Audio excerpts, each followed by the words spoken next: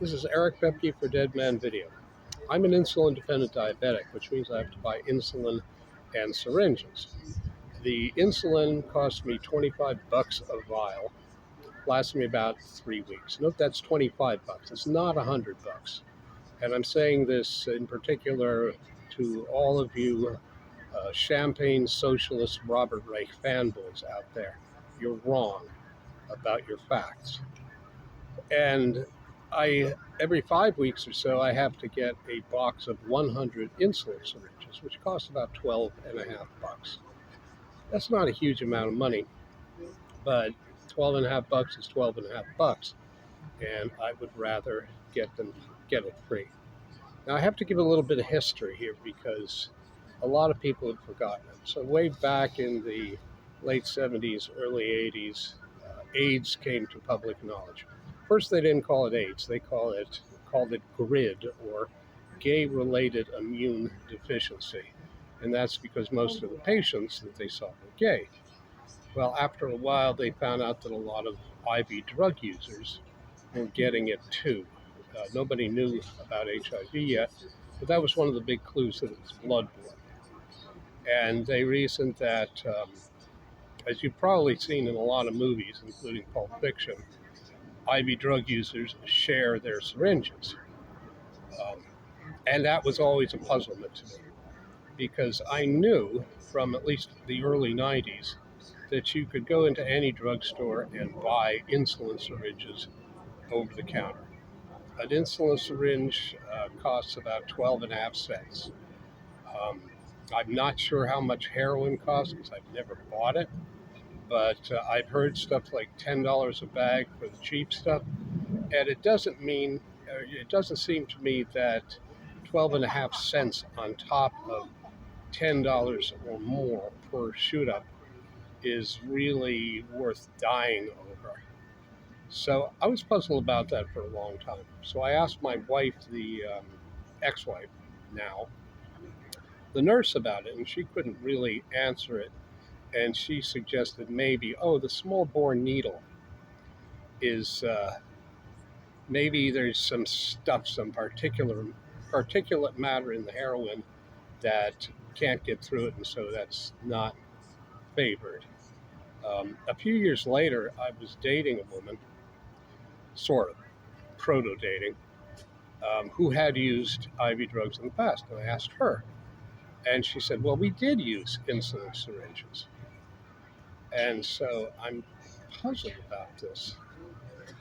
Why do we have this needle sharing stuff? I have a couple of hypotheses, but they're beyond the scope of this video. So a few months ago, I found out, well, a little bit more. So anyway, back to the history. What happened was some people suggested having needle exchange programs. If you are a drug user, you could bring in your needles or your syringes and exchange them for fresh, sterile ones. A number of problems with this. The biggest problems were that the more elephantine repugnocrats would have none of that. They like seeing dead bodies on the street. It makes them happy.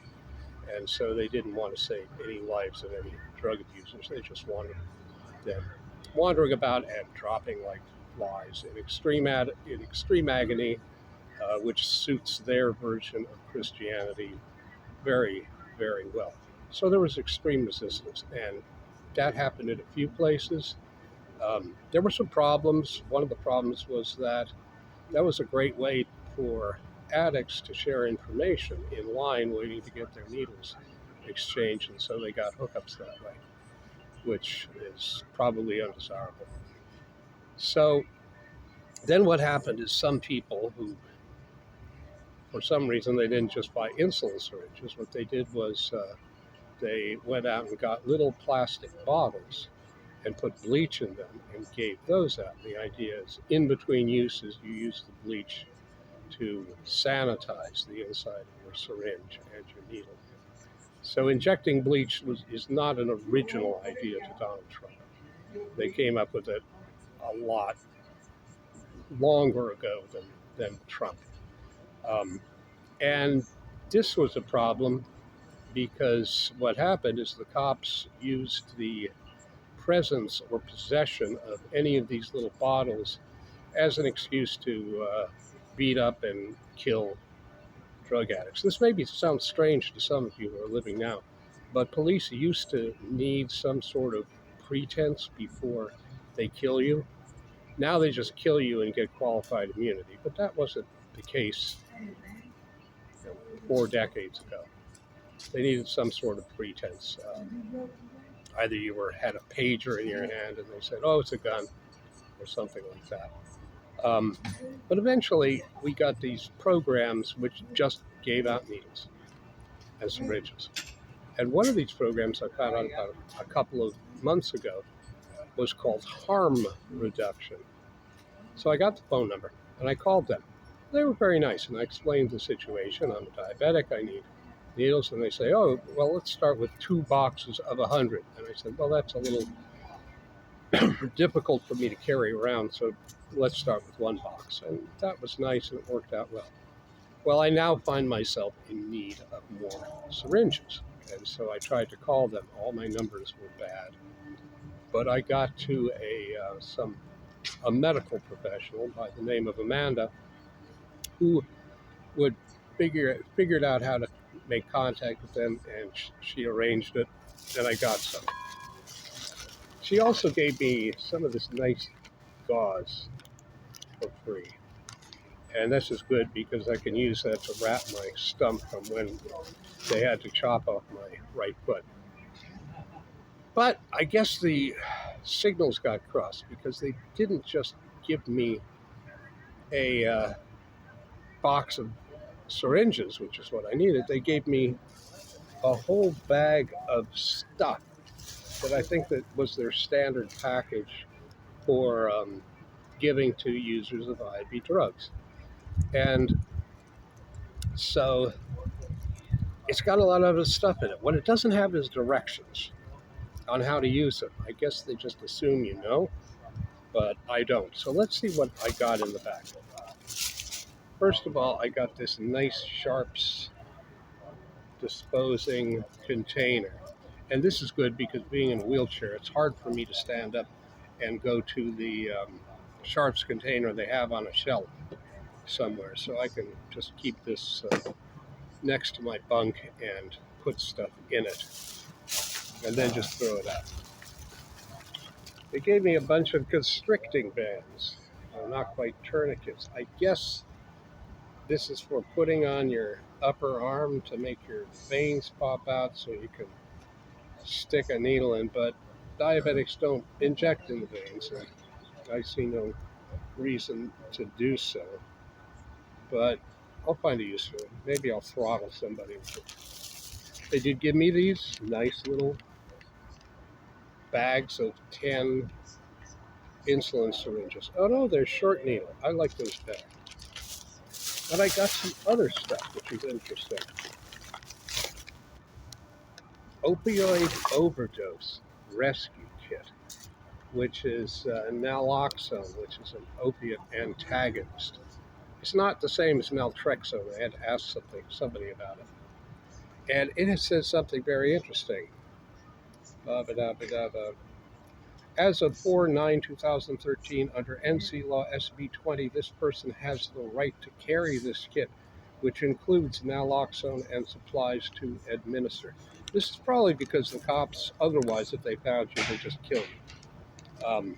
And it's mildly astonishing to me that North Carolinians would want to stop that. But apparently they did. Maybe this state isn't as bad as I thought. So I take that back. The state is bad. Let's see what else I have. I have no idea what this is. So I think I'm going to use the old-fashioned method of chemistry. All right.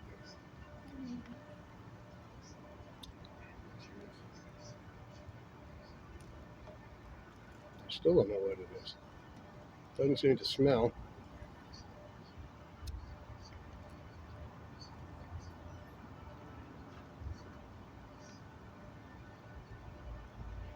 Sterile, not for injection. Okay. I think it's just water. Maybe it's sterile water. I'm not quite sure. But what else did I get here? Oh yeah, I got a bunch of these. I don't really know what these things are. What they look like to me that they could be originally is bottle tops for something. You put it like this in the crimping machine, and then it crimps it, and then you use this little tab to tear it apart. Let's see if this works. Yeah, that seems likely. Um, Maybe what you're supposed to do, and if anybody has any idea, let me know, is you're supposed to put the sterile water in and put your heroin in, and then put a lighter underneath it to cook it. And if you boil it, I don't see why it has to be sterile in the first place, but what the heck, let's try it.